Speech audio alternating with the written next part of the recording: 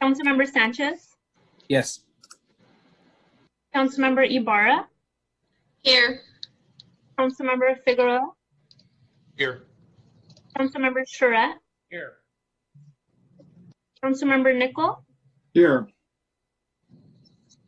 Councilmember Richard, Here. Councilmember Mulvihill, Here. and Mayor Valdivia is absent. All right. Do we have any comments? Oh, we don't have closed session. We're going straight into open session. So let us, I'd like to make an announcement before we get started. I made a little bit of a mistake today. I potentially was exposed to the coronavirus, and I didn't think things through, and I went into the office. And Valerie left. Yes, well, the city manager, rightly so, told me to get out of there, and I did. So I just want to let everyone know to still be cautious, because Americans and people around the world are still getting sick from this illness. So please be vigilant, be careful, and take care of each other, okay? So let's get started. Shall we go ahead and get a report from staff? Do you have public comments first? Oh, do we want to do those today? All right, let's go ahead and City Clerk, if you have public comments.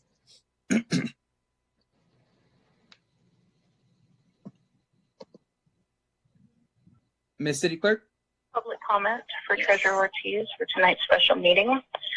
Council, as we continue these budget workshops, I understand that tonight we're covering the CIP program, but watching how the system of budget hearings have been going is extremely disheartening. While I don't believe in micromanaging budgets, I do expect the council to hold departments accountable for what we pay them to do. And over the last couple of meetings, I have watched Acting Chief Eric McBride give you a line of BS of why, under his direction, the city of San Bernardino was failed to be protected during the looting. And Sandra had a great line of questioning, and she was going down the right path until she was pushed back. And when Terry asked her, did she watch what was happening all around us? My question is, was Terry and Eric watching what was happening all around us? Because Ray Charles could have seen that we were going to encounter looters the night that we had, as Eric points out, 6 planned protests. But what does he do? He puts an 8 o'clock curfew on at 9:30 at night.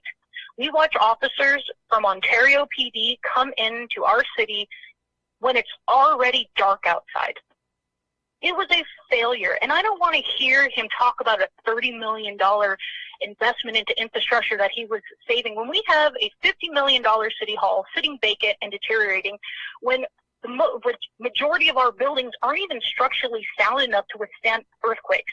We don't invest into infrastructure. We can't even pave our streets. And if you're so worried about cop cars, then don't park them all in the same place when there's riots going on. You eliminated 17 police officers last year to give raises to 7. He cut part-time dispatch salaries, not to hire people, but to give himself and his chief of police raises. He put out a video about fireworks, but haven't addressed the community's concern about police brutality. Eric McBride failed. And as the mayor talks about this renaissance we're supposed to see in our city, if you can't even protect the businesses that are here, why would anybody else come? You want to pat yourself on the back for catching people after the fact, which you do with murders and everything else, but you failed to be proactive. We have an $84 million paperweight, and that's what the police department has become. As you guys move forward, hold the departments accountable. They're supposed to perform for the money that they get. We cut libraries, but they increase numbers in education and reading. You guys need to start looking at the budget based on performance. Thank you. That is the only recorded comment that we received for tonight's meeting. Mayor Pro Tem, Go for it. this is Fred here. I have one I have to read, please, from a constituent. Is it positive or negative? Go ahead and read it. I'll Take as long as you need. I know you are, but I'm going to do exactly what I did last time when I read one. I'm going to say, number one, this is a public comment from Dr. Dorothy Garcia that she asked me to read. And number two, I'm going to say, before reading it, I want to make it clear that I am merely reading the comment at the request of Dr. Garcia and neither support nor oppose her comments. And her comments are as follows. And can everyone hear me okay? Clearly, okay, thank you. In listening, this is from Dr. Garcia. In listening to and viewing the City Council meeting of June 2nd, I see that included in the proposed 2021 budget is the use of cultural development funds to partially fund the Parks and Recreation Department and the city libraries. I've been involved with that particular source of funding for several years and know that the fund is now considered part of the general fund, even though it still is titled as the Cultural Development Fund and has the same fund numbers as it did from the beginning.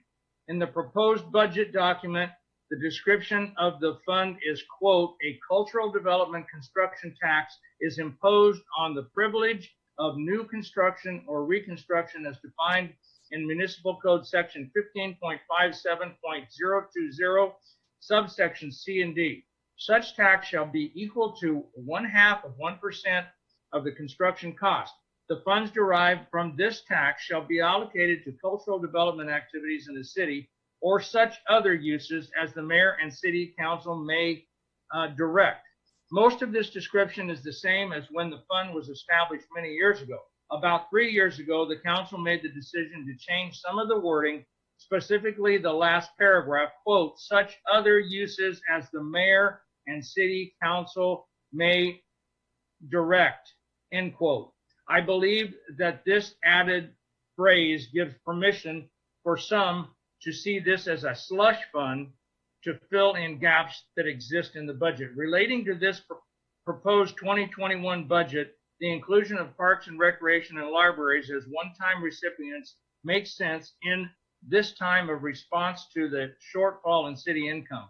Parks and recreation, because of the several cultural events for which that department is responsible, plus the arts instruction and activities which take place in the community centers and the city libraries, which offer many cultural related materials and activities. These items are a proper use of the Cultural Development Fund. My concern has to do with the proposals in the capital improvement budget, which you will discuss tonight. It appears to me that the proposal includes use of $1 million of the Cultural Development Fund to maintain and improve the city streets. This is a real stretch, although the council has the power to approve the recommendation based on the changes you made about 3 years ago. It seems to me that although 0.5% of the cost of construction is not a lot of money in the total of a developer's cost, the use of the title cultural development connotes that the money will be used for that purpose. It is possible that a developer, seeing that description, might have concern as to whether the money is really being used for the purpose described and might either refuse to submit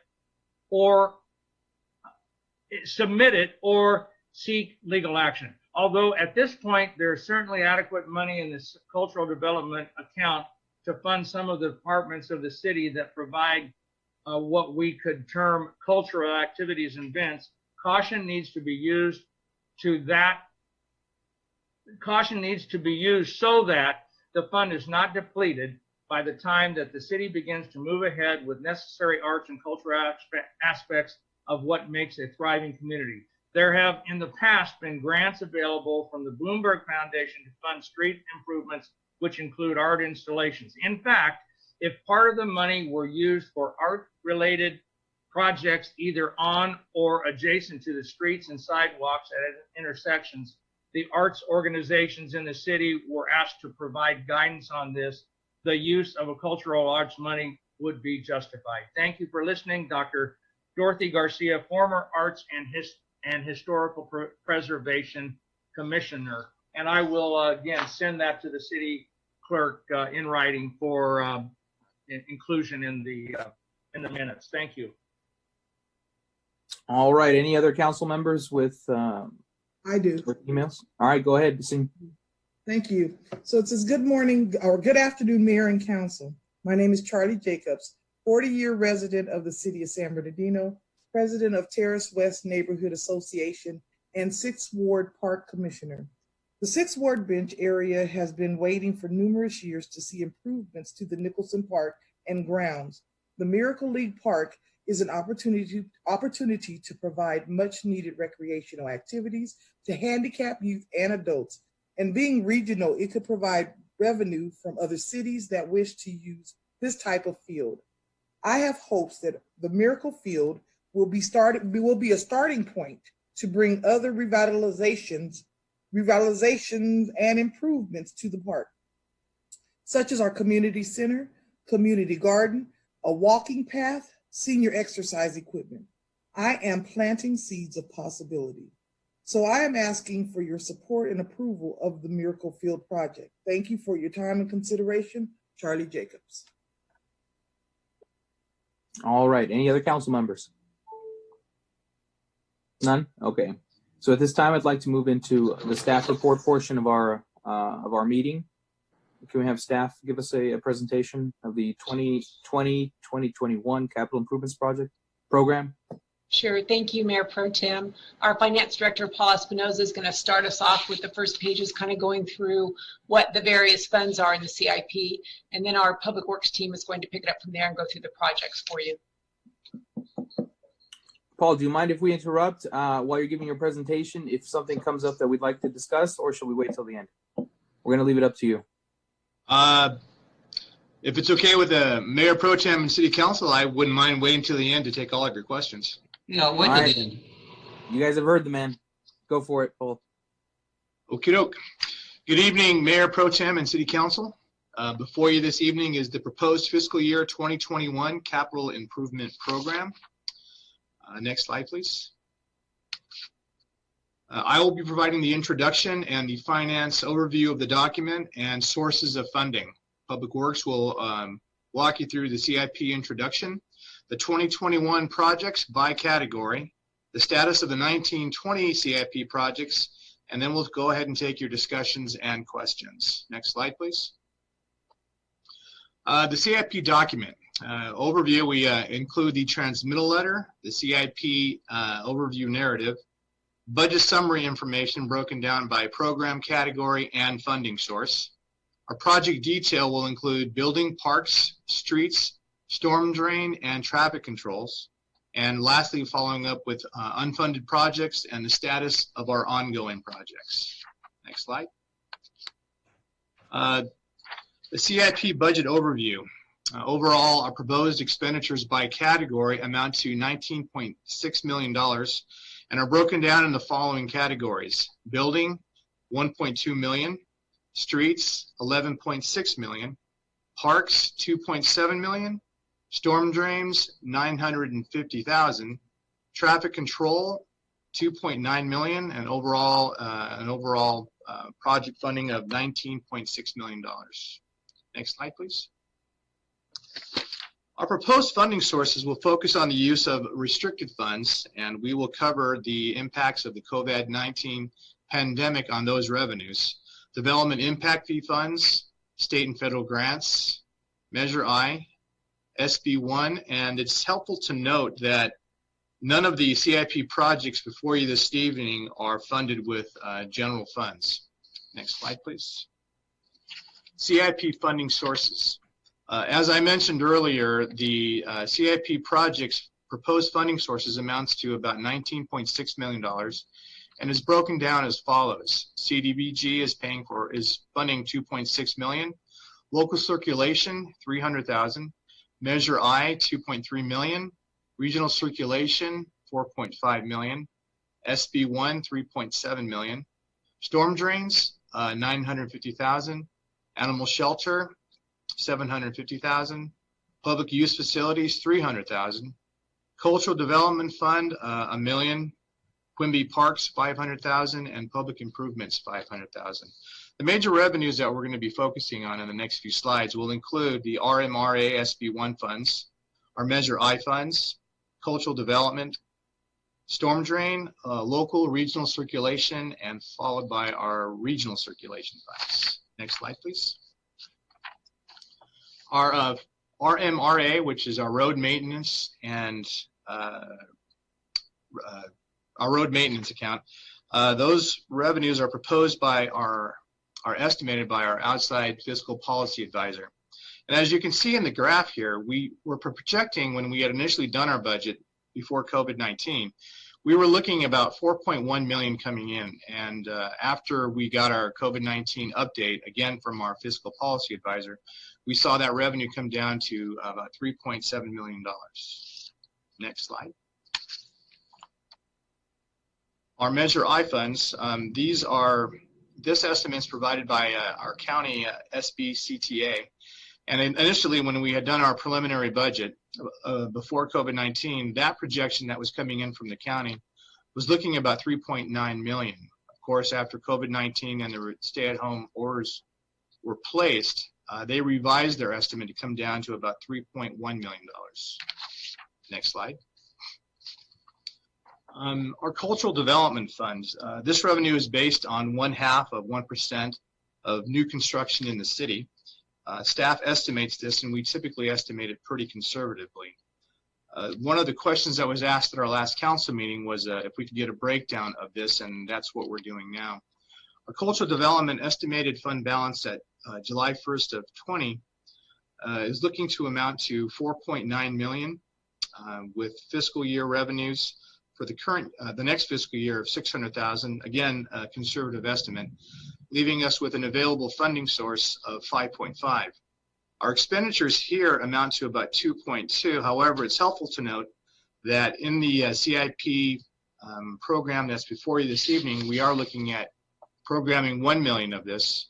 And as had been discussed in our previous council meetings, we are looking at a budget balancing plan using 774,000 for our parks and library programs. Our estimated balance at 6/30 of 21, that's a mistake, is looking to amount to about $3.3 million at the end of the next fiscal year. Next slide, please. Storm drain, this is based on new construction and development within the city. And again, this estimate is projected by staff. And our next slide. Local regional circulation fund revenues.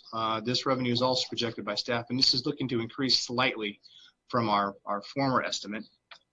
Again, we try and keep this estimate very conservative, and based on our actuals, you can see that we are. This is based on development, and staff does our estimates based on our expectation of that development. Next slide, please.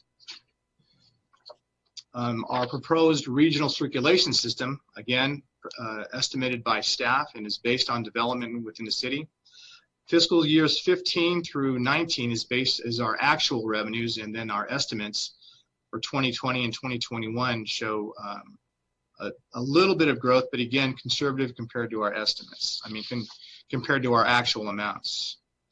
And with that, I'd like to go ahead and introduce Kristen Jensen and Alex, who will be covering our CIP detail. Kristen? Good evening, Mayor Pro Tem and council members.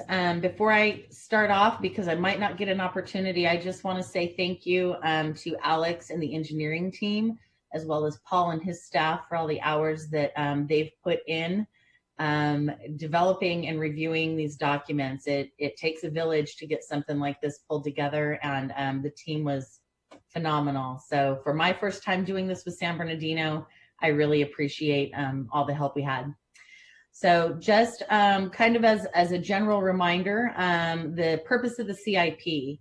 The CIP obviously serves as a community planning document, and we as staff, as well as you, the council, use it as a fiscal management tool for prioritizing expenditures for the projects that we're looking at doing in the upcoming years. The plan is obviously a 5-year plan.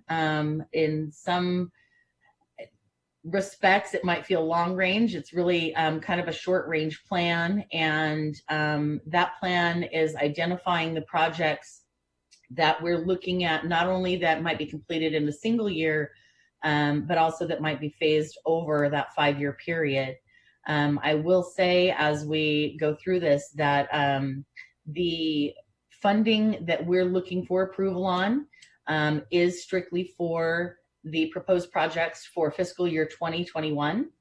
The other items that you see in the 5-year range really help us in terms of determining where we might have funding availability in the future, if we're looking to fund a project or looking for a grant match or something like that. So it truly is a planning tool that we use both kind of short and long term. Like I said, it obviously establishes budget commitments for the current fiscal year. It is a bit of a living document, as you've seen through our many staff reports that have come through council over the many months. We have sometimes changes to scope, sometimes changes to pricing, and we have to come back and amend this document so it works much like the budget document. And as needs and our realities change, we make adjustments. So next slide, please. One of the big questions that we continue to get is how do we prioritize our projects? And so in terms of our projects this year and every year, we obviously look at public health and safety in terms of how our projects can help support a safer community for our constituents. We also take a look at our asset condition assessments. And as you're aware, we had, in the last couple of years, we've had assessments done of all our facilities. We also recently completed a pavement condition assessment, a pavement management study that was done that we'll be bringing forward to council very soon. We look at the continuance of critical services. So for example, something that you might not think about in your day-to-day travels is traffic controls and what we have in terms of our equipment and its functionality as a critical service. Another project type might be doing some building renovations to our senior centers to make sure that we're able to provide our meals or our cooling centers to our residents. We're obviously looking to prioritize projects that will promote business and support economic development. We want to make sure that we've got the infrastructure in place for new buildings and new features to come into the city and be supported. We are always looking to leverage resources through our partnerships. SBCTA, obviously, we have great partnerships with them, some of the surrounding water agencies, even our state grant representatives, where we're constantly looking for alternative funding sources or ways that we can kind of package work together to keep costs down and really get a good return on our investment. On that note, maximizing funding source availability is big for us as well. And one of the questions that we often get, and Alex can correct me if I'm wrong, but is why did you pick this street? Or why did you choose this pavement job over another? And one of the things that we have really tried to do is take a look at the assets that we have and address them when they're in a condition that we can preserve them with less money, rather than taking on, say, a single street segment that fully needs to be reconstructed might cost 3 times as much as slurry sealing 10 other segments. So we really have a balance and some discussions to have when we're talking about those types of projects. We obviously take very seriously the requests that come from our mayor and city council, as well as requests that come from the community. So we incorporate those. And then at the end of the day, we want to make sure that all of our projects dovetail with the key strategic targets that the mayor and city council have established for the cities, and so that we are always working towards that vision that's been established. Next slide. So one of the things that was added in the 1920 CIP was the kind of an unfunded list. So while Paul has taken us through the various revenue sources that we have, We're obviously limited. Some of them are restricted. We can only spend them on certain types of projects. So last year, I know that staff included an unfunded list kind of as the last section of the CIP document. This year, we've expanded on that. And we want to continue to expand on that so that we can develop a comprehensive list of the capital needs of the city. That list really serves as a reference point for us when we have grant opportunities that come along, when we have maybe a project that is a lot more than the funding that we had available. Maybe there's something smaller that's on that list that we can go ahead and address. The list itself is generated by a number of ways. We have this year, we actually had requested that the mayor and all of the council members provide us with a list of kind of all of those things you've been talking about for, throughout the year, so that we made sure that we captured those. We also took the time to sit down with all of the department heads and talk about what some of their priorities were, whether it was in terms of facilities or addressing public right-of-way issues in parks, those types of things. The other items that you might see on there could possibly be items that were underfunded or more likely that have just remained unfunded. So I really think that we have done a great job in taking a really broad look this year and making sure that we are capturing everything that we talk about in the hallways as we pass each other. And I think one of the big things to remember when you look at that list is not representative of all of the street segments from our pavement management assessment we just did. It is also not representative of all of the items that were included in the facility assessment.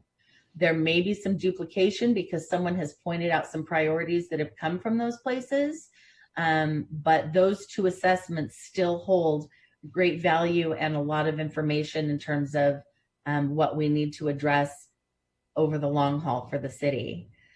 So I appreciate you giving me the time. Alex Kishta, our super top secret technical expert when it comes to our CIP projects, is up next, and he's going to walk you through our requests for 2021 and our status updates for our projects from 1920.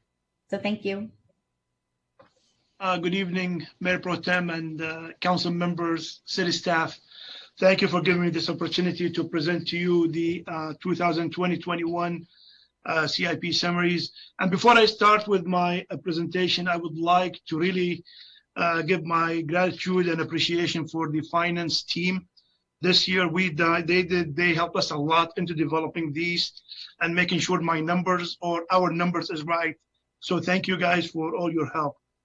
With that being said, the 2020-21 proposed CIP list for this year is we are adding the new projects that we are showing in the general building category. We have 4 new projects that is mounted at $1.29 million. In the storm drain, category, we have 3 new projects proposing at $950,000. In the streets, which is the biggest share line of our CIP, we have 9 new projects proposed for a total amount of $11.628,940,000. In the traffic control, 10 new projects at about $3 million. And the parks category, we have 6 projects that is bound at $2,756,000. So that is a total for this year of a $19,602,740. Next. Okay, for the general building funding sources that we used the animal shelter fund. We used $75,000 out of that fund. From the CDBG, which is approved by the city council prior to this meeting, they approved $665,000 for buildings. We use public use fund of $300,000, Cultural Development Fund of $250,000. Next. So this is the project that we are proposing for the next year. The first one that is the council did approve to us before. If you may recall, we did some projects on the based on the council direction on the animal shelter. The roof has been replaced. The mold has been removed from the animal shelter, and now when we went to the council, we asked for money to design the electrical panel or to upgrade it. And just to let you know, that is this project right now is bidding. The opening of the bid for this project is scheduled for July 2nd. So we are asking for $75,000. Our estimate that we will think that will cost for us to upgrade the panel, that is for the construction, which is in line with what we have presented to the council before. The 9th Street Community Center HVAC upgrade as a $250,000. The California Theater roof upgrade over $300,000. The Encanto Community Center improvement phase 1, which is basically what we're doing is we're doing the roof on that building, which is at $665,000. Next. For the storm drain, we are proposing $950,000 for the 2020-21 CIP, and the project entail. Next. So the new project that we're adding to this is the TME DLS. This is a project that is basically what as required by our MS4 with the state and with the state of California for the NPDES. That is, we need to start installing trash racks on our storm drain catch basins to prevent debris and to prevent trash getting into the storm drain, clogging it, and that caused them to fail sometimes. So we start programming some money to go ahead and do some work at this level. So for this year, we're asking for $150,000. We have an ongoing storm drain annual upgrades. We have some storm drain that they failed, maybe because of age, because of heavy rain. So we are proposing, that's ongoing projects that we could going every year. So we're proposing a $500,000, and then the Mount Vernon storm drain, that is we're proposing. And if you just let me, I would like to the Mount Vernon storm drain, that is between 16, that's from 16th Street to Highland Avenue, and the $300,000 that you say we're proposing here is just for the design of the project. We'll propose after we finish with the design, we'll propose the construction of it in the next fiscal year. But for this fiscal year, as a new, we're asking for $300,000 for the design. Next. For the streets category, which is the biggest, the lion's share of our project, we are using the following funds for our projects: Regional Circulation Fund of $4.5 million, Measure I of about $2.4 million, Public Improvement Fund of $500,000, SB1, which is the RMRA funds, that is $3.7, and CDBG fund of $500. That's a total amount of $11,628,940. And most of the money goes into project that is ongoing. We do a citywide annual concrete repair program. That is a CDBG funded project that is we can only use in an area that is considered as a low income area. So some of our community centers, the senior centers, that is we go around and we evaluate the concrete and we repair as much as we can. In a matter of fact, we are having a project that's going on right now for that. And then the next one is the Slurry Seal project. We're asking for $500,000. That's from Measure I. And the Kendall Slope Stabilization from H Street 11, we're asking for $500,000. And this project is is important to us. If you may call, that is the slope at on Kendall Drive has 2 years ago, because of the heavy rain that we encountered, that slope have failed, and we end up with big boulders and blocking Kendall Drive, the streets. So our staff went ahead and they removed these boulders, and then we installed K-rail, so we don't let more rocks get into the street, which is of course reduce the travel lane to one way, and instead of 2 lanes is to 1 lane. And that is for now, we're proposing some money so we can fix that, hopefully, and reopen it and make it 2 lane again. And then the other ongoing project, as you may know, that's H Street widening, that is still on the books. University Parkway, that is our contribution to SBCTA to provide the oversight of the project for the city. Second Street Bridge, that is very close to start. I'm expecting that project to start in the next couple of months. 40th Street, Johnson, that is for the 21-22.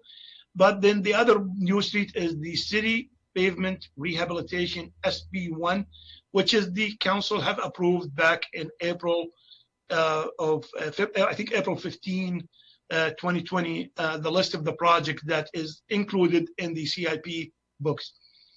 And then the Mount Vernon Bridge, as you all know, we need some contribution because to can meet our obligation. And that project is, I believe that is, we are talking about starting in November of this year. Next. The traffic control, we are utilizing 2 different funds. The one is the Local Circulation Development Impact Fee Fund, 300 grand, and then the HSIP grant of 2.677 million. Next. As you might recall that we did get HSIP, which is Highway Safety Improvement Funds, that is we can use. If you notice that is in the last 2 of the projects that we have. Some of the projects that we're using, we are upgrading some signal lights within the city that is needed to be upgraded. Hunts Lane, Mount Vernon Avenue and Rialto, Mount Vernon and Walnut Avenue, Waterman and 21st Street. And then some interconnect that we needed so we can monitor the traffic flow, which is Highland Avenue and then Baseline. As you can see, the money that we have there is only for the design and is not including the construction.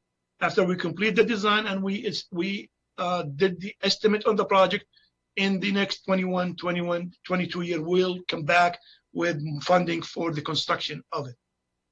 Next.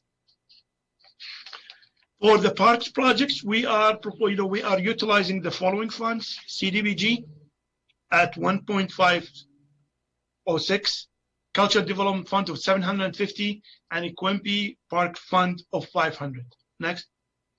So these projects that is we're proposing is the first one is the Delman Heights Community Center upgrades. That project, that center is, we did already the roof. We replaced the roof on it last year, and now what we're proposing to do is what we call a tenant improvement, which is basically consider of the paint and the flooring of that center. So, and then the next one, 5th Street Senior Center upgrades. That's the same thing. We did the roof this year, and we wanted to continue with improving inside of the center at 250,000, and then Paris Health Senior Center upgrades, which is we will look at the parking and lighting for that project. And then also, if you notice, there is 2 playground equipment. It's the same. That is phase 3 of phase 5. As you may recall, council members, that is the city did an assessment about 3 years ago, and that is, thank you, Jim Tickmeyer, for that. And that report did list of equipment need to be replaced as year by year. So we are proposing 506,000 that is going to come from CDBG funds, which is basically that is the parks that is located within an area that is eligible for that. And then we have the other 2 parks which is not eligible, and we're utilizing Quimby fee for that. And then the last project that you see is the Nicholson Neighborhood Park Improvement, and I say that Councilman Richard have that just read to you a resident's appreciation for this project. This is where the Medical League that is we proposing for the next year. That is, will take us, this money will take us through design. Hopefully we can apply for funding through SB 8 with the state to get that project going. Next. So I'm just, with this being said, this will conclude the 2021 year. But I wanted also to give you where are we with the 2019-2020 that you approved. So in the categories that you see in the building, in the general building, we completed 7 projects, total $4,307,000. Storm drains, 3 of them at $1,050,000. 9 streets project at $17.3 million. Traffic control, 4 projects at about $835,000, and 6 parks projects at $3,262,000. Total projects was 29 projects completed, and a total number of $26,755,820. Next. So I'm just going to give you, I would like to give you an examples of projects that's completed in the 1920. For the general building category, we finished Rudy Hernandez roof and HVAC replacement, the animal shelter roof replacement, and the 201 East, the 201 building the restroom upgrades. In the storm drain category, we completed the Meridian storm drain construction, and then we did some storm drain repairs at various locations within the city. In the streets category, and this is the one that I'm really proud of, we completed 22 segments of road. That is total about $8 million of work for street segment that we have all through the city. And then we completed also a slurry seal project that covered 1,150,000 square foot of street that has been slated this year. On the traffic control, we completed a traffic battery backup system upgrades, and this usually we do that every year. We choose couple of intersections and we install battery backup. So in case that there is a power outage, the signal light will start flashing red to act as a stop sign. And then we completed the hospitality median construction. On the parks, we completed the splash pad improvements. We improved 4 splash pads, and then the Jerry Lewis Swim Center improvements. Next. So I just wanted to reenact and reiterate on the unfunded projects list.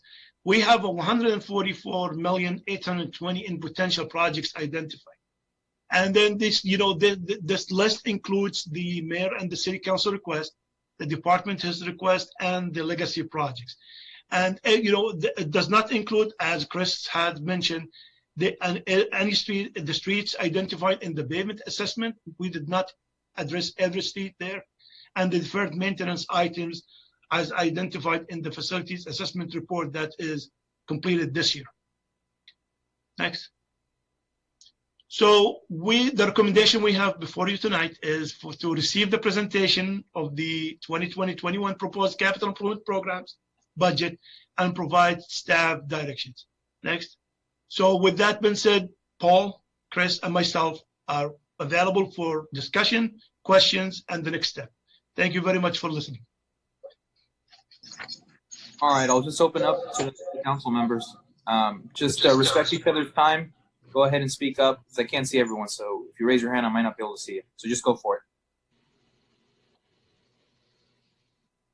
Alex, on page 28, you have street pavement rehabilitation. Is that not is that grind and seal? Is that grind and resurfacing? And if you don't mind, council, if you read me the exact title so I can be able to. It's on page 28, and it says streets, and it says pavement rehabilitation, 22 segments. Yes. Oh, yeah. They completed. Yes. Yes, sir. That was grind and overlay, sir. Oh, grind and overlay. That's yes. the word. Yes. Now, I'm thinking about price. Now, I understand that it used to be about $1.50 a square foot for grind and overlay. Is that still the thing? Okay, so when we do the pavement rehabilitation project, we do not only do the asphalt, we also do the concrete. It is about $1.75 a square foot. Yes. I see. And slurry seal is about 20 cents a square foot, isn't it? That's correct. Yes, sir. Thank you. Thank you. I have one question. Yes, sir. And it's real general about ongoing and any projects.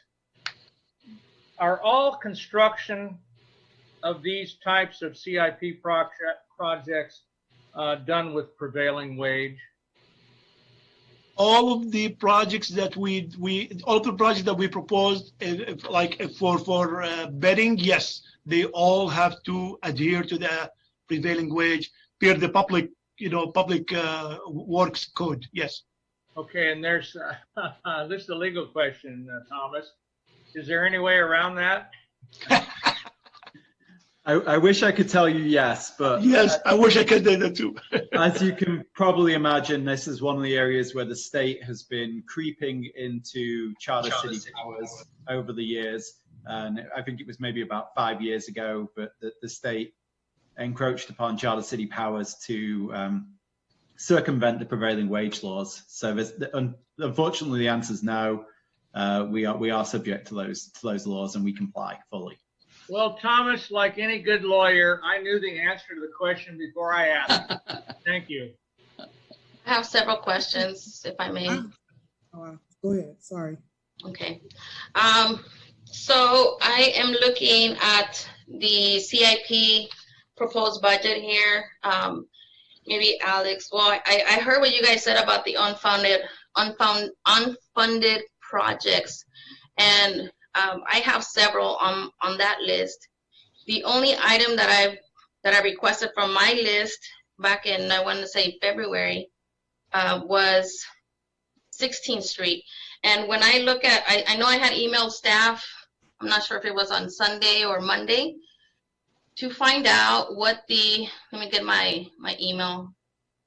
Nobody responded to my email. One moment, you guys, sorry. It's for SB, it was titled SB1 on it.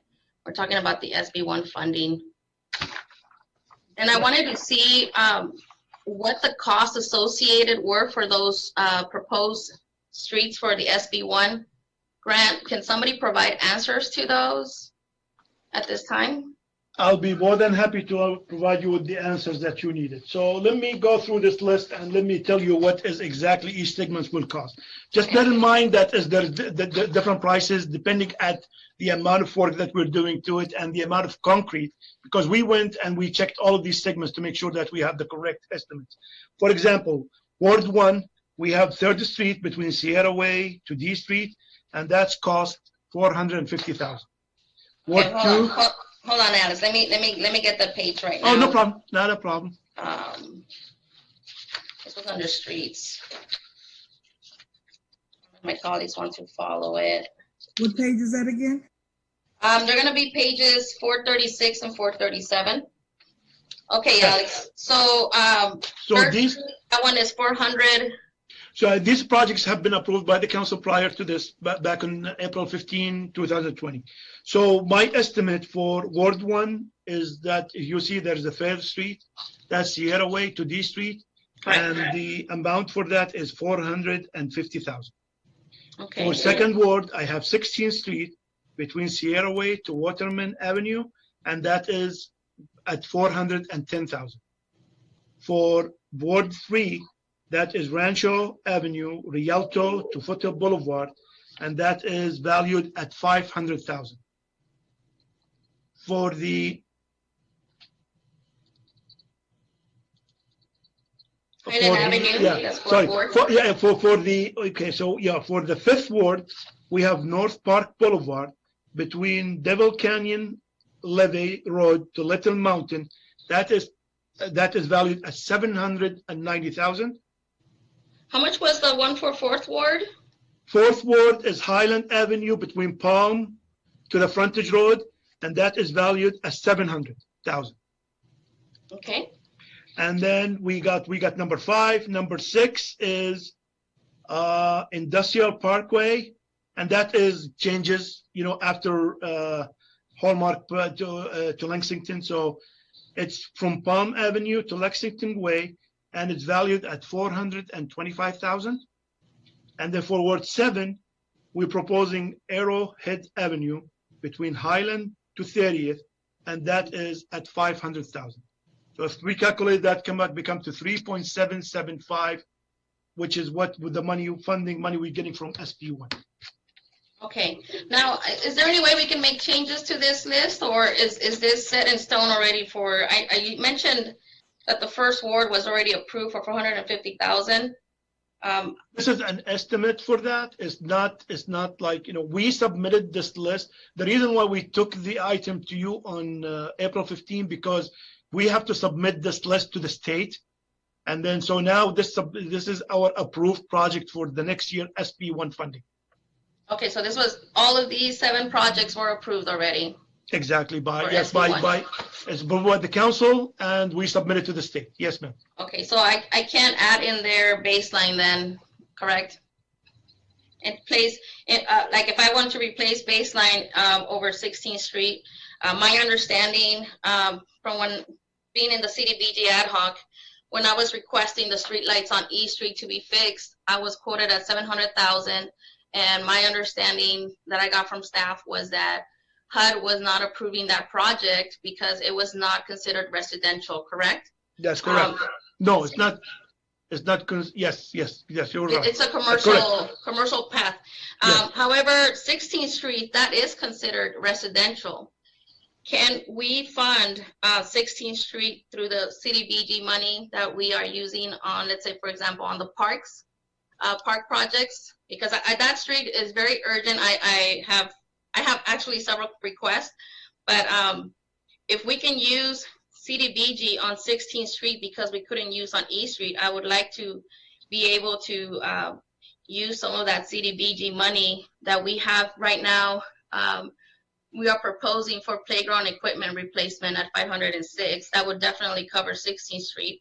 And then instead of having it under the SB1, put a baseline between E Street and Arrowhead, or even the street lights. The street lights are on E Street is pretty pricey at 700,000. The last quote you provided me, Alex.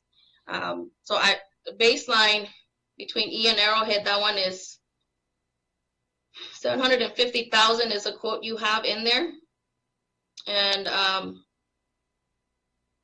so I do want to have that area of baseline fixed. I don't know if it's possible to make that change. It's an additional 300,000, but for SB1. So if you don't mind me, if I can answer the questions. Unfortunately, the CDBG funds has been proposed to the council. The project that you have has been approved, and I believe that is the staff have submitted to HUD already. It's further away from the rice. No, I know it was already. It went through us, Basine. However, the only item that staff sent to us or gave me an update was on E Street lights, and the reason we couldn't put it under CDBG was because E Street is considered commercial retail. However, I had my list of streets that are in residential areas, and I don't know why those streets weren't considered for CDBG funding to be fixed. That is my concern. 16th Street, I had 16th Street Acacia between Baseline and 10th, which is, you're quoting me here at 400,000. We have Virginia Street between E and H, 125,000. Pepper Tree Lane, 300,000. And then we go down, E Street is not on the unfunded project list. Those lights have been out for 2 years already, and there has been concern from several constituents in the area of how dark it is. And it's not even under traffic controls. Yes, they are. They are on the list. It's in the list, yes. Under which traffic control, the first project. The ongoing one? No, on the unfunded list. The unfunded list. Yes, E Street isn't there though. I'm looking at the list right now on page 464. You have replaced streetlights on Genevieve. Those are, and then the other one that I see here are replace the lights, add cameras. No street names, but that's 250,000. I'm so sorry because the cell is the title is too long. It did not fit, but if you look at under the traffic control, the first one, it says and Baseline Road. Baseline Road. Yeah, so that is the E Street, but because the title is too long, it did not fit in the cell. We should adjusted it. So sorry about that. But that is the E Street, the street light that you requested. That is, we put it there as $1 million because by the time I got the quote, and then, you know, by the time we put the time design, bid it, it will cost us $1 million, not 700 anymore. Okay. Yes, but you know, I apologize. You know, the cell is, you know, the title for the thing is too long. That did not fit in the cell. We should have fixed it somehow. I apologize. Yes, I didn't see it there. I was getting concerned. That's the first one under traffic controls is the one that you're concerned about. Okay, so that baseline, yes. Baseline row was East Street lights. Okay. So with that said, though, can I switch? And hopefully my colleagues will be considerate of this one. For 16th Street under SBI proposed project, it's for $110,000. The closest one I see there at that same amount is Acacia. Will my colleagues be okay with it, or is it okay to put Highland Avenue Rehab? It's quoted at $225,000. As unfunded, that area is heavily trafficked. Heavy traffic in that area, and there's a lot of potholes. We don't know if it's Caltrans or city property that we have to fix it. But I do need Highland Avenue. That's a major thoroughfare entry into the city, and it is in bad condition right now. That one's only $225,000, so I don't know if staff is amenable to put it under the SB1 proposed projects, or I think the other one was the HSIP fund. The HSIP fund can fund traffic control, which is signal lights, and upgrade to signal lights. Cannot fund any streets. Unfortunately, it's a restricted fund. How about the regional circulation fee fund? Can we? The regional circulation fund is only used for project that is in the Nexus study that the city approved, and that is only will cover the 4 projects that you see in your. That is State Street extension, 40th Street widening, H Street widening, Mount Vernon Bridge. That is the project that can fund only. Only those? Only those. Yes, ma'am. Oh, okay. That wasn't clear to me. Okay. Yeah, because Highland Avenue is the other one that I'm getting major complaints because of the traffic that goes in and out. So I'm trying to see where else how we can get these streets fixed, because of my list, only one was added on the whole CIP. I'm seeing a lot in First Ward, a lot in the 3rd Ward, 6th Ward, and so I'm very concerned. For the 2nd Ward, I only have Paris Hill Park, 9th Street that I share with First Ward. You have on page 456 Hunts Lane and Redlands Boulevard. That's not in the 2nd Ward. That's actually in the 3rd Ward. But I do see on page 459 Waterman and 21st a traffic signal upgrade. It's listed as 3rd Ward, and that is in the 2nd Ward. I don't know if there was a slight mix-up in there, but yes, you know what, Council Member Figueroa brought that to our attention, and we told him that we will fix it. Yes, ma'am.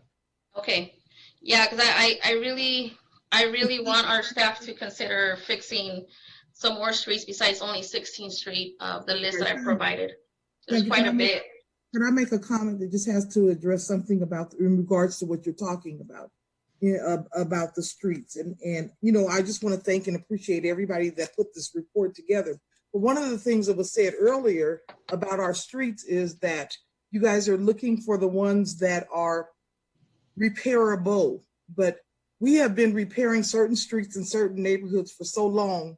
So now if you continue on that path that you're only going to do those streets that are repairable, then that's going to leave a whole lot of other streets out in a whole lot of other wards, because they have been repaired for so many years, and they have gotten slurry sealed, and they've gotten sprayed and all of those things. So when you look at Sandra's ward and you look at my ward, and you some streets in other areas, I'm not going to say because we talk about the whole city as a whole, but when you look at the wards on the western side of the city, they have not been repaired in so long, so you cannot save them. So then therefore, if you continue on with that process, they will never be saved. And we need to look at something different and stop just saying that we're going to work on those that that we can save, all streets in San Bernardino need to be saved. And so we need to start putting them on the CIP as well as we do the other ones. So that's all I want to say. Sandra, go ahead and finish. Correct. And so I do want to voice my concern once again. I want my constituents to know that I put on my list all the city streets that they've asked me to fix. We also had an alley that we've had somebody constantly emailing our city with pictures, complaining about it. That's not even either on the CIP list. And I know he was promised by a former staff member about 2 years ago that it would be added, and it's not in there. That's the one on Bell Street. So I do want my constituents to know that I listened to their concerns, and I did have Acacia between Baseline and 10th, Virginia Street between E and H, Pepper Tree Lane between Baseline and Gilbert. I wanted Baseline from E to Sierra or Arrowhead. Arrowhead. And then 16th Street, which is good. And I also see here another unfunded item that we've been requesting for a couple months already was the no parking street sweeping signs, quoting them at $500,000 a year. If we can find like some sort of funding for those or whatever we need to do, I mean, that is a potential revenue generator for our city, and we have it under unfounded, and it keeps getting pushed back, just like our streets. Highland Avenue is right off the 259 freeway all the way to Lincoln is in deplorable shape, and it's like I said, there's a lot of traffic of people going onto the freeway and getting off the freeways there. So I would like to have our staff maybe look into where we can put Highland Avenue, at least Highland Avenue added onto this list for the $225,000 that is quoted on page 464. I mean, it's not a lot of money compared to $700,000 in the 4th Ward, $500 in the 3rd. If you catch my drift, I mean, these are high amounts, and that's where I'm coming from. Those would be pretty much all of my comments, since it seems like we can't find funding for anything. I know 16th Street would have been a good project to propose to HUD if East Street was not something they would accept. Thank you. Go for it. Since you can't see him, I'll count Councilmember Nichol. Councilman Nichol. Henry, right. Well, I too want to thank staff. I know it takes a lot of work to pull this together, and thanks to Chris. You got a lot on your plate, and for those of us who have been here for some time, I think we understand the enormity of what we're facing in terms of deferred maintenance. But I just wanted, first of all, quickly, if you can, obviously we have a lot of projects that are either legacy projects or are on a list and are not going to be funded this year. But I know, for instance, the city of Redlands years ago put together a very strategically oriented street improvement program that began to tackle citywide street maintenance. And I know we sort of get mired in, okay, which ward gets this and which ward gets that, and making sure every ward gets a fair share. And I get that. But at the same time, to Councilmember Richard and Councilmember Ibarra's comments, there are areas of the city that have been neglected for, in some cases, decades. And how far along are we at developing sort of a long-term global plan in terms of our pavement improvement program and beginning to tackle the citywide challenge of decaying street infrastructure? Chris, maybe you can let us know where we're at in that process. It seems like every year we're sort of taking little bites at an elephant, but it seems like the elephant keeps getting bigger and it's not disappearing. Where are we at, and how far do we have to go, and when might we get there? Sure. So I as I shared with you, I know that we just completed, Alex just completed the most recent pavement management assessment of the entire city. It's something that cities normally try to do every 5 years. I think the last one, Alex can correct me if I'm wrong, was done probably 4.5 ago. So we're right on target. My understanding is that the information that has come out of that provides those condition indexes, if you will, is really going to help us set a better course of action moving forward in terms of developing a citywide plan. That's a public document? We're actually going to be bringing that to the council to show you how that system works. Yeah, and I think that would be helpful, because I think certainly when we go back to our constituents and we're debating amongst ourselves, I think we need context in terms of how we're prioritizing very limited capital funding and making sure it's going to the right place, because we have a citywide infrastructure crisis that we're going to have to deal with, and that came out of our bankruptcy. Sure. And we need to make sure that we are progressing along that line. So it's just more of a comment and just a quick update. But the sooner we can get that document both into our hands and into the public domain, I think it's really going to improve our ability to really assess and make smart, wise decisions on the allocation of these dollars. But with that, I do have some specific questions related to some of the projects in my ward. I got to represent my people here. 407, page 407, the park improvements. On those park improvements, my understanding was that some of those improvements would include accommodations for special needs children. Is that still the case? I didn't see that specified in the project documents. Are we still anticipating that? I believe Hudson Park, I may be wrong, but my understanding was the Hudson Park improvements were going to include accommodations for special needs children. Is that correct? And are we still planning to do that? So I'm going to defer to Mr. Kishta for the details on the, looks like it's the playground equipment replacement phase 3. Is that the Yes. 407 you're talking about? Okay. Yeah. So for that park, we will be replacing the equipment that's existing right now in there. And for the handicap, access, we will provide the ramp.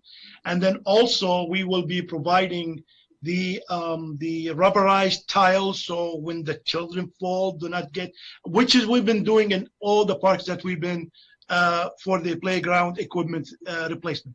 So we will look at the drainage to see how can we drain the water out of it. We put the rubber tiles so it will be safe for the kids, and then we'll provide an access or a ramp for the handicapped children to get to the equipment. Yes, sir. That is part of it.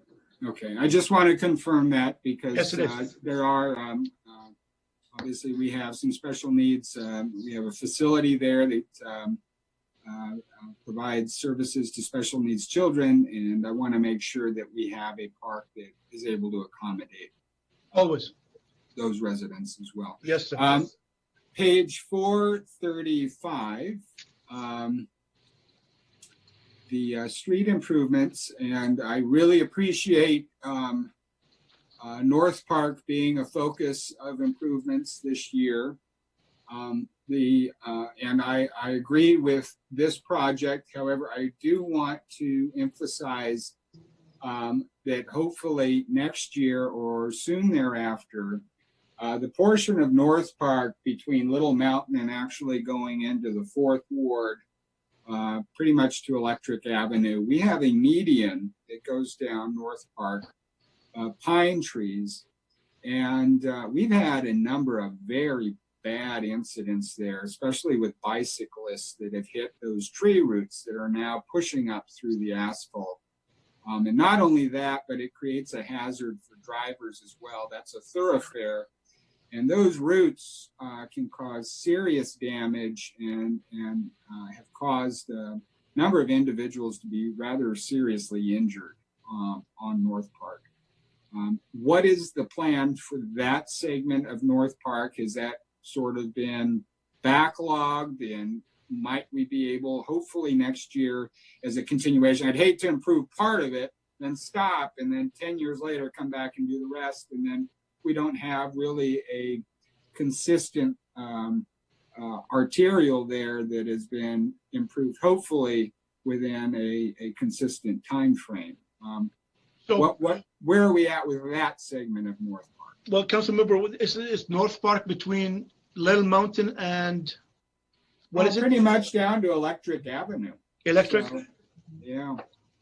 It's in very, very poor shape. And I've been getting complaints for years up there, and we've been bringing it forward. But, you know, it's, I'm sure, I'm sure the segment that you're improving, that will be a great improvement given the development in that area as well. But that additional segment of North Park is in very, very poor condition. And I'm very concerned about liability given the significant growth of those pine trees and the exposure of those roots. It's made it a very dangerous road. It's essentially between H Street and Electric. H Street and Electric? H Street and Electric. Henry. I have to drive that quite a few times a year. Yeah, I think it gets worse between 8th Street, but it kind of starts at Little Mountain, and then it gets progressively worse as you go down toward Electric. Mhm. Those roots get really, really bad. Yeah. If I may real quick, I do believe back in June of last year, I had sent an email to Ms. Terry, our city manager, and Jim. I was actually approached to see if any of our parks were ADA compliant because there was funding available back then. I asked for a list of the parks pending upgrades for their playgrounds, and I never got a response on that one either. And that was back in June 2019. Because there was funding available if we needed ADA compliant parks. Just want to put it out there. If anybody's interested, definitely contact our assembly member. That's who her staff member brought it up to my attention, and I did send that email and nobody responded. Just want to put it out there. Well, to answer Councilmember Nichols' question about that segment of the street, for the next year, hopefully that we will do the same thing that we did for this street. The city manager will solicit your lists for that as improvement that you need to be done. We'll evaluate, we'll see where it falls in our pavement. If it's pavement project, we'll see how it falls in our pavement project management. And then we will assess and we can see if we can add it on the next year's CIP. That is, Okay. that we will do that. Okay. Also on the park project now, Blair Park is also part of the, excuse me, but going back to page 407. So Blair Park is also on the list for upgrades, correct? Playground equipment? Yeah. Yeah, just, you have two, there is, in the Blair Park, there is two areas in the park that have, the equipment will be replaced. 2 areas. Okay, and it's just for replacement. It's not for any new equipment. No, it is. The reason being is that that neighborhood in particular for years has been asking for some kind of either a gazebo or some kind of a covered area where individuals can gather. It would be nice if we could do that. I understand funding is limited and we have to replace what we have. But it was a request that came from the neighborhood that if we could have some kind of a fairly decent sized covered area. The neighborhood association there doesn't even have a place to meet. They have to beg and plead with the golf course management to utilize those facilities occasionally. But there's no churches, there's no schools, there's nothing in that neighborhood. And a gazebo, I think, might be a great congregating point for that particular neighborhood that could be beneficial. One last thing. I know that we've been dealing with streetlights since I got on the council. And my understanding is, have we assumed Edison streetlights? Are we assuming a greater numbers of those former Edison streetlights? What's happening on our streetlight inventory? Are we seeing increases in the number of streetlights that we're now responsible for? Maybe Chris or Alex. Yes, if you don't mind me answering the question, yes, we are. So every new development that comes into the city, and they will, if there is a street light needed, they will be conditioned to install the street light, and then that street light will be assumed by the city. But bear in mind that is in the old, before we started the CFD or the Community Facilities District, we were requiring the developers to pay for the streetlights for the first 4 years, and then after the 4 years is over, it will be turned to us, and then we'll be taking it from there. But now, Okay, because I'm sorry. My question is specifically the Edison lights. I know we have Edison? both city-owned lights and we have Edison-owned lights. Yes, that's Now, correct. those Edison-owned lights, my understanding is, are we assuming ownership and responsibility for some of those now? We all Edison streetlights that we have within the city, we are paying for their replacement, and we are paying for their electricity, and that is charged to the city on a monthly basis on a whatever rate that is they charge us. But Okay, and the reason I'm asking, because looking at the budget now, according to our budget, we spend approximately 1.6 in the range of 1.6 million in electrical costs to maintain our current grid. Having attended a number of League of Cities conferences, I've learned that a number of cities around us are using what's called performance contracting to upgrade their streetlight grids, and basically rolling over the utility savings into a program to finance the upgrades of the existing streetlight infrastructure to more energy efficient, cost effective, lower maintenance, new LED technology, and so forth. What I'd like to do, I don't know if it's in the context of the CIP, I would assume that's where a program like that would land. I know cities Rialto, Upland, Fontana have all utilized performance contracting to upgrade some of their city facilities and infrastructure. I'd like to explore that over the course of this next year. And I don't know where we put that, whether it's in the CIP, whether it's in the regular budget. But I'd like to see that as an alternative means of funding some very critical infrastructure needs. And also hopefully reduce our ongoing maintenance costs for our streetlight infrastructure. So if I could make that recommendation, I don't know how I do it this evening. I know other cities, city of Sanger here in California, a number of years ago also worked alongside their local workforce development board and provided an opportunity for local employment as they were upgrading that grid, and really gave new career training and opportunities to some of their residents as part of that program as well. I think it would be a great opportunity for us, especially as we're coming out of COVID and really needing to help our community get back to work and develop some valuable skills and trades.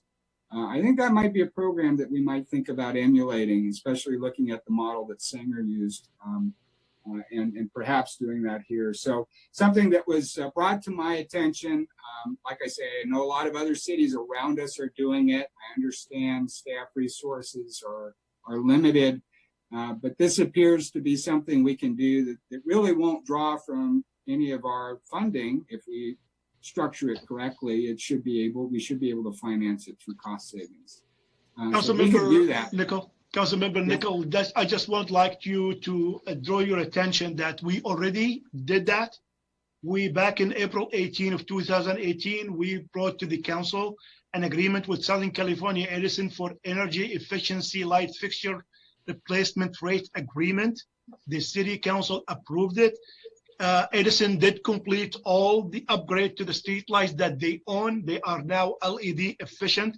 and with the savings that we have is already into our savings for the streetlight. So we do have an agreement with Edison. No, I know we did that with Edison, but I know there's also performance contracting firms that do this. And California law, my understanding is California law now permits municipal governments to enter into those types of agreements and leverage the savings as part of an overall financing program.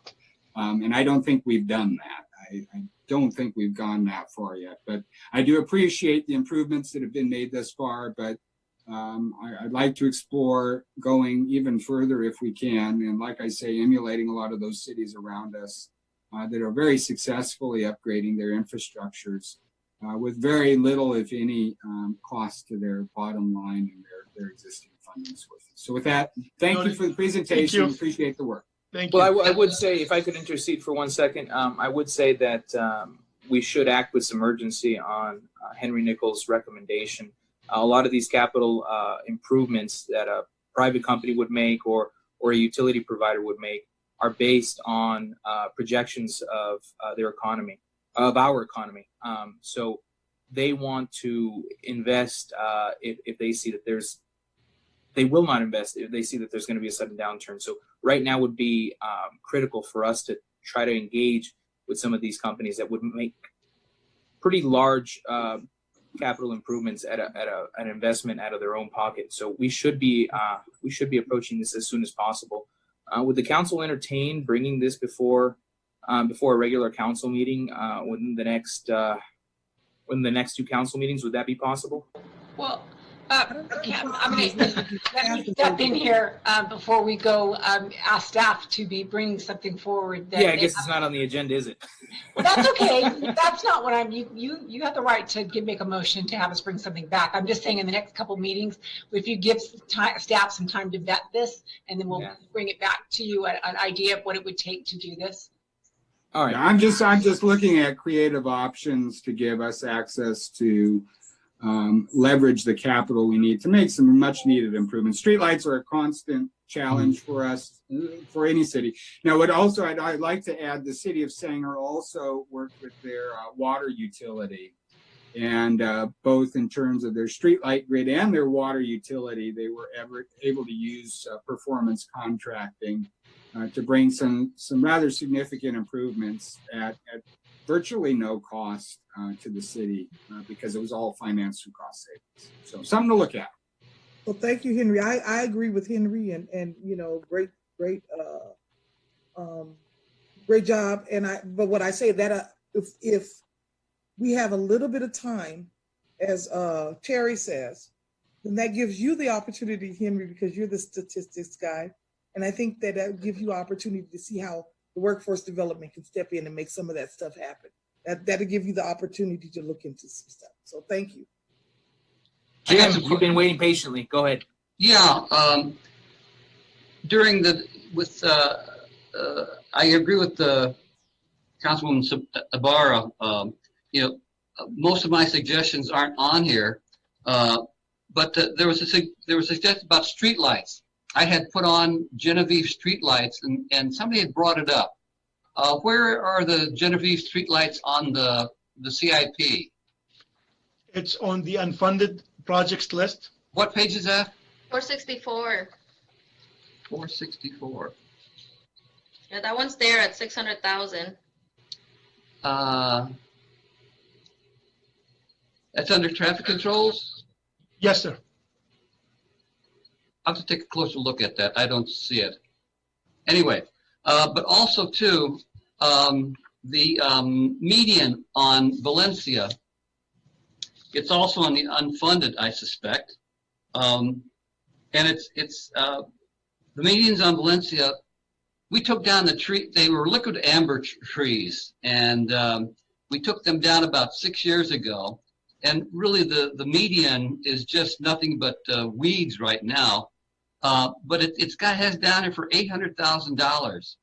Although the median runs from, it doesn't really go all the way to Highland Avenue. There's about 100 yards there that there's no median. And then it stops about 100 yards from 30th Street. Have you seen that median on Valencia, Alex? Yes, I did. Yes, sir.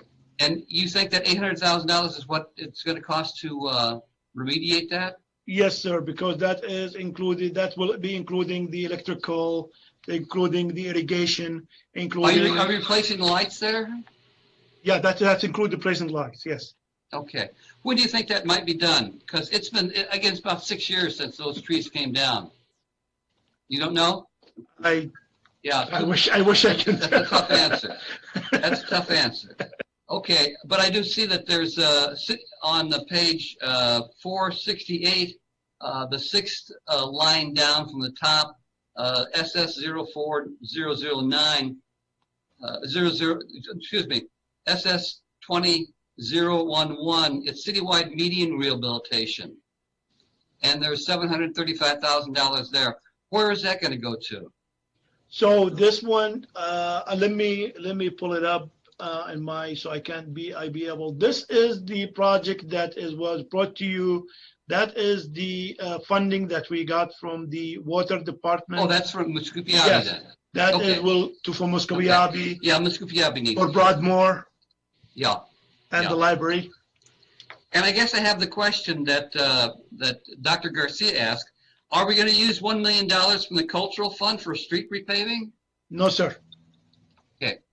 All the cultural development funds are used will be used on the senior center and on the community centers. Okay. Well, None of thanks, them in the Alex. street. Very much appreciated. Thank you. Thank you, sir.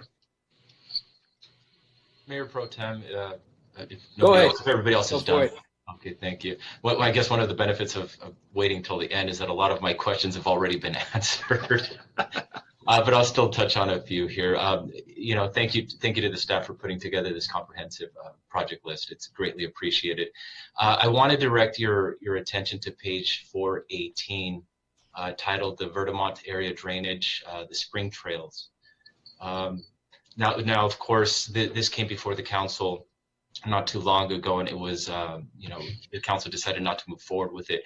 My question is this an actual funded project where we can actually transfer some of these funds to some of the other projects that we've been talking about, or is this an unfunded project? No, sir, that is not considered for the next year funding. That is, if you notice, it's a 2021-22, and now since the council have not agreed to the annexation, it will be taken out. Okay, I got you. So it's not like we would be able to No, use it's that not. 200,000. That's for this year. Yeah, that is for the 21-22. Okay. And then I do have some questions that actually have already been answered, which were the pavement rehabilitation, the slurry crack seals and things like that on pages 435 and 439. And I'll get back to the 435, I guess, which is Rancho Avenue. But I'm happy to see the slurry seal, crack seal, but it is concerning, what Councilwoman Richard brought up earlier as far as some of the streets that have been neglected simply because we continue to focus on those that can be rehabilitated. I know that there are streets in the south end of the city that still have their old county addresses back from when they were part of the county, and then they have their city address also as well. And those streets have never even been touched, at least from what I can remember and from what residents tell me in that area as well. And we can't continue going down that path of only focusing on those streets that can be rehabilitated. We eventually need to get serious about some of those streets that quite frankly have never been touched. But going to let's see, what page was it? On page 436, I believe, and this was specifically Rancho Avenue between Foothill and Rialto Avenue.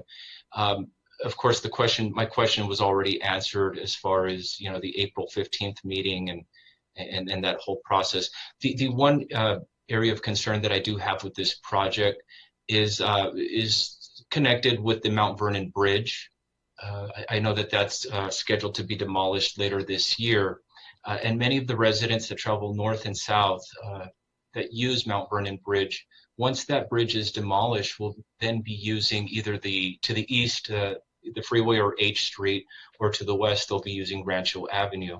So the concern then becomes, if these two projects, let's say the bridge is demolished and then this project on Rancho Avenue is also under construction, that would create so much additional aggravation for the residents who are trying to travel north and south. So what is the actual timeline of the Rancho Avenue project?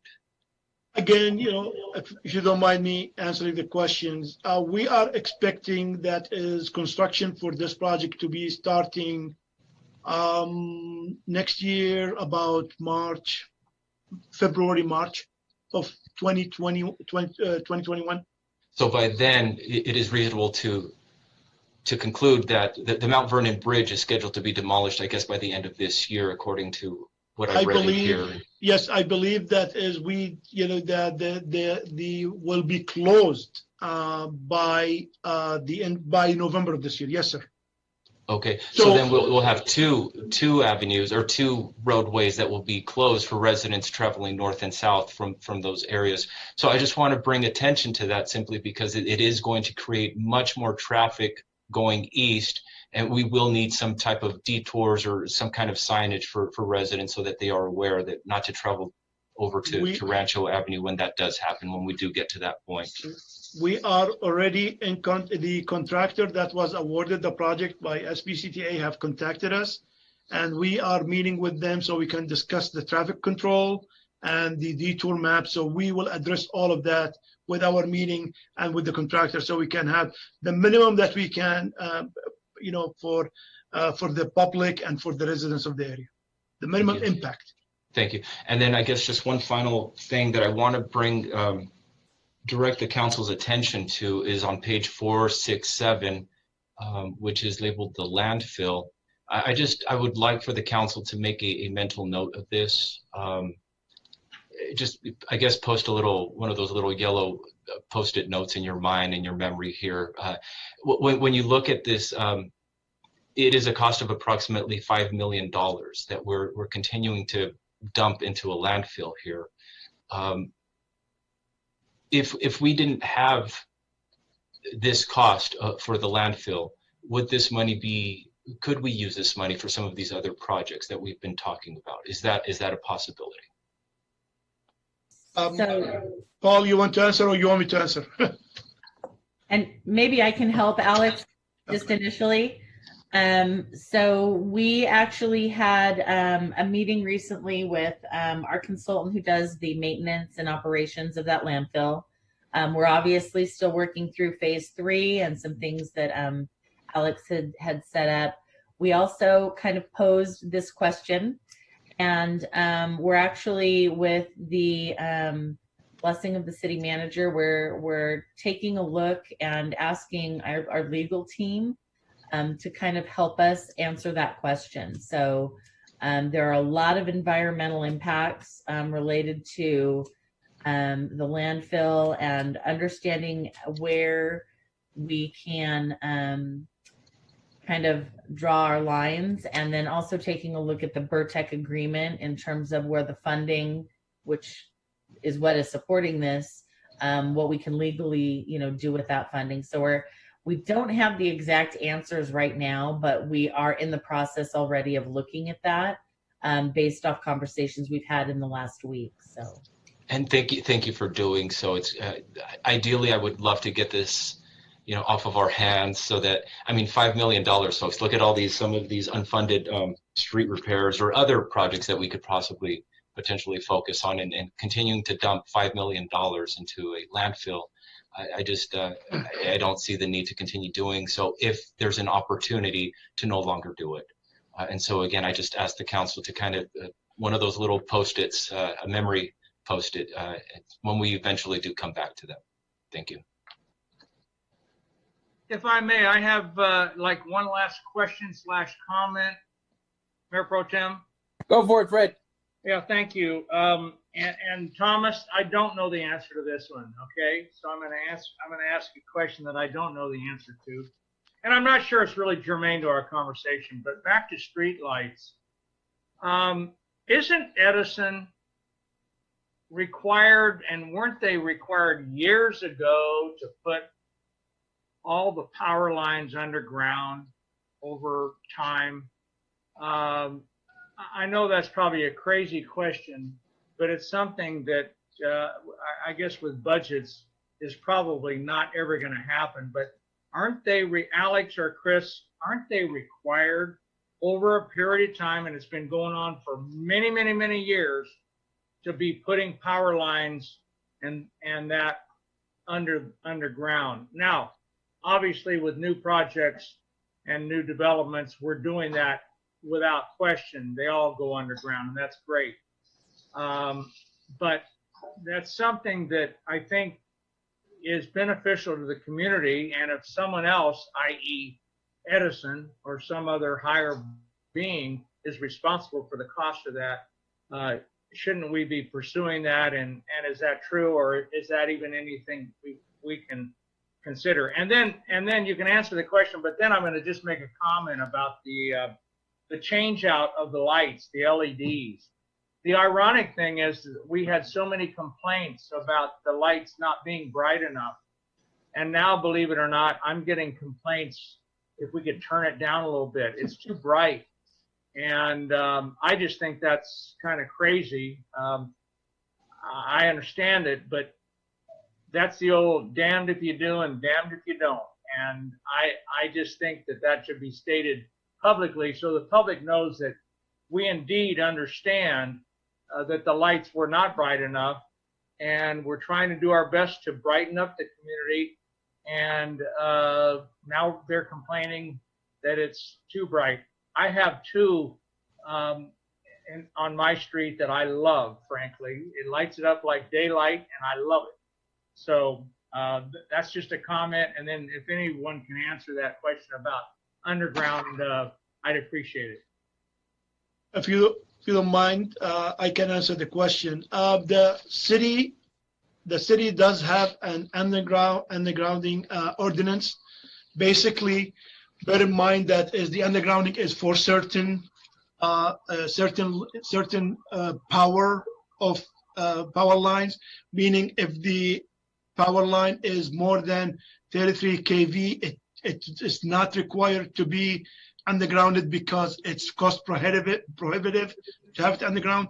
But any development, anything that comes in, they adhere to that, and we add it to their conditional approval to underground the utility line, not only electricity, but you're looking at lines like, Verizon, you're looking at the cable, all lines on poles will be undergrounded, with exception if it's high voltage. With the high voltage it's very expensive to underground, so that was excluded in our ordinance. Okay, well, I appreciate that, Alex, and I think I knew the answer to that, but wasn't there somewhere back in the 70s or 80s or a long time ago that the legislature required that Edison, over time, and it has to do with power lines that create fires and other problems, wasn't it required that over time, not overnight, but over a long period of time, that all power lines eventually be put underground? Am I wrong on that? I thought I heard or knew something about some legislation that required power lines to be put underground, not just new, but also going back existing, little by little, putting the existing underground. It may have been something that was proposed at the time, Councilmember Charette, and it may be something where they enabled local legislation at that time to create undergrounding ordinances of the type the city has in place. But at present, the CPUC is under no obligation to mandate electric providers like SoCal Edison to underground all facilities. As Alex mentioned, they're very, very reluctant to underground large transmission lines. I know they've had some very public and ugly battles with cities over large transmission lines that run through communities. A couple of years ago, they had a big battle with the city of Chino Hills and then the city of Ontario over those lines. But cities do have the power to create local ordinances to require undergrounding where it's appropriate. And they do have the ability to set up undergrounding districts where they can pool funds in order to pay for the cost for those facilities to be underground, even existing lines. I'm sure we can look into it in a little bit more detail, but my understanding is at present there's no formal requirement that they take existing lines and underground them using their own money.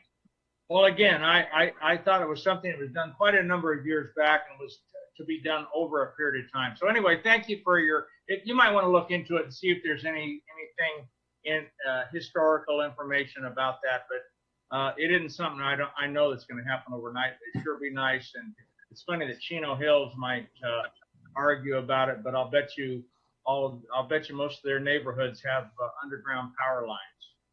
Thank you.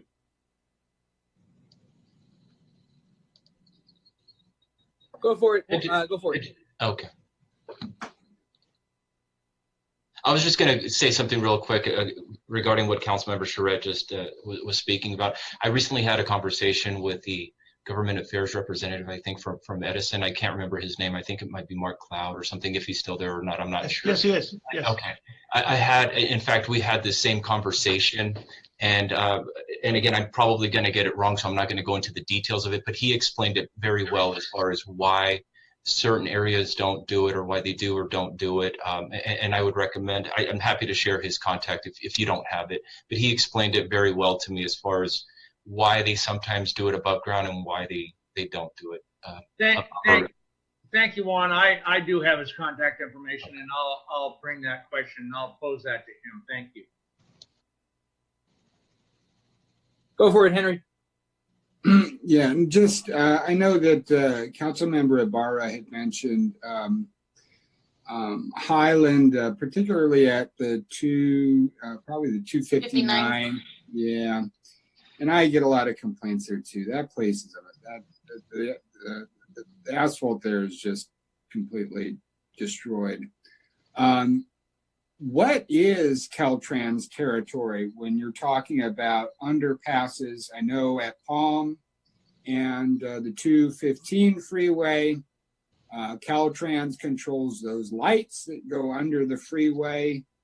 Do they have responsibility for the actual roadway that goes under the freeway?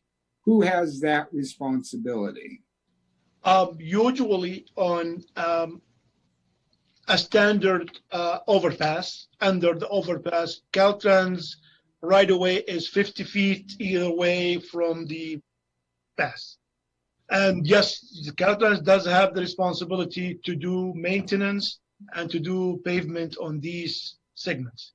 Can we implore on Caltrans to improve that asphalt at the 259 in Highland? 259 in Highland. We have the city have a liaison at Caltrans, which is have to be the director. So I will be more than happy to email him, and maybe I'll CC the city manager can CC you in the. I would also like to explore other areas where Caltrans has responsibility and perhaps may not be maintaining to the standard that we see in some of our surrounding cities. We should have infrastructure maintained at the same quality here that every other city has infrastructure maintained that belongs to Caltrans. Yes, sir. And then also, now I think Councilmember Ibarra also mentioned the street, the parking restriction signs. I know it's been an item that we've debated and discussed. Along similar lines to the streetlight program, I'd be interested in learning more. I've heard different information from different people in terms of the relative revenue generating potential of parking restrictions, particularly as relate to street sweeping. But it seems like this is one we keep, for lack of a better term, keep sweeping under the rug every year. And be nice to get some finality in terms of the relative cost benefit of doing that. I'd be interested to see if we could recoup the cost of a sign program through the fees and penalties that are assessed through tolls and so forth. I understand the enforcement costs and all that, but I'm very concerned that we may get into some hot water, for lack of another better term, with our stormwater quality if we continue to ignore the fact that I can show you any street on any day when our street sweepers are out. And in many cases, much if not, I would say the majority of many streets are not getting swept because of individuals that are parked on those streets. And as more homes are being rented, as we have a very high rental rate, I have some houses in this neighborhood that have 2, 3, or more families living in one home with 5 or 6 cars parked out on the street. And if there are no restrictions, then what is the use of street sweeping, and what is the impact on our stormwater quality, and what are the potential liabilities that come with that? And given that cost benefit, might it make sense for us to implement some kind of a parking restriction program, including signs? I'd like to see that analysis, because I'm very concerned at some point we might get sued. So if we could look into that, in addition to the performance contracting, hopefully sometime within the next 6 months, I'd appreciate that. Thank you. Right. If anyone else has anything to say, shall we go ahead and approve the recommendation from staff? Mayor Pro Tem, just one more note, just so Yes. we, page 467 of the 1920 budget, it showed the playground replacement at $12 million, which is mistake. It's actually 1.2 million. Just to note that, so there is no issues. That was Alex trying to sneak some extra money in. No, we're going to spend 12 million. Which one, Alex? Alex, can you repeat? Page Why'd you have to point that 467? out, Alex? I'm sorry. You're gonna have a gold-plated park. I'm sorry, it's just it should be 1.2. Councilmember Ibarra, page 467, the amended 1920 budget for playground equipment, it shows at $12 million. It's not, it's 1.2. So we'll fix it. Please do. And before we approve this, though, I know I was talking mostly about the second ward, but I know we have here for the animal shelter the 75,000. Just to clarify, that 75,000 was previously approved by us to spend, correct? That's correct. Okay, that's all. Thank you. Move for approval. Second. Move to approve. Let's go ahead and just have a clarification, just in case there's any confusion. Could our city attorney please clarify what we're voting for? Absolutely. The motion on the table is to approve staff's recommendation, noting Mr. Kishta's correction to the line item for the playground equipment being 1.2 million rather than 12 million. And it's moving to approve staff's recommendation. Okay, and there were no amendments made by council, right? Not to my knowledge. I believe we've No, got but some we instructions noted, raised. but we made a lot of notes for going forward. But we will be bringing this back for final approval on the 24th with the budget. I would love to see some amendments, please. Thank you. So again, move to approve. I'll second. City Clerk, if you may, can you please do a roll call vote on this one? Yes. Councilmember Sanchez, Yes. Councilmember Ibarra, Yes. Councilmember Figueroa, Yes. Councilmember Charette, Yes. Councilmember Nickel, Yes. Councilmember Richard, Yes. okay, and Councilmember Mulvihill. Yes. Okay, the motion passes 7-0. Thank you, council. Any council members wish to address the public in general? Okay, then at this time I will adjourn our special meeting to the next joint regular meeting of the mayor and council for Wednesday, June 17th, 2020 via web conference. Everyone have a good night. Good night. Bye, everybody. Bye, everyone.